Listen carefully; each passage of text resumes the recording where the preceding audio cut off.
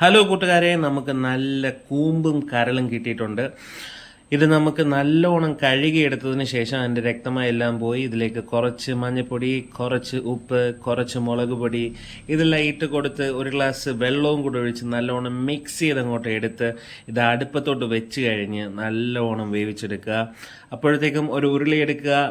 ആ ഉരുളിയിലേക്ക് കുറച്ച് ഇഞ്ചി ഇടുക. ഇഞ്ചിയുടെ പച്ചമണം ഒന്ന് മാറി വന്നതിന് ശേഷം അതിലേക്ക് നമ്മുടെ സവാളയും കൊച്ചുള്ളിയും കൂടി ഇട്ടതിന് ശേഷം അതിലേക്ക് കുറച്ച് മഞ്ഞപ്പൊടി ഇട്ട് നല്ല ഇളക്കങ്ങോട്ട് ഇളക്കി അതിലൊരു പച്ചപ്പ് അങ്ങോട്ട് മാറുമ്പോഴത്തേക്ക് വെന്ത് വന്ന നമ്മുടെ സ്വന്തം കൂമ്പും കരളും എടുത്ത് അതിലേക്ക് ഇടുക. അത് നല്ലവണ്ണം അങ്ങോട്ട് വറാന്നിങ്ങനെ വറുത്ത് നല്ല കറി കളറാകുമ്പോഴത്തേക്ക് നല്ല സൂപ്പർ കൂമ്പും കരളും റെഡിയാകും. നിങ്ങളും തീർച്ചയായിട്ടും ഈ റെസിപ്പി ട്രൈ ചെയ്ത് നോക്കുക.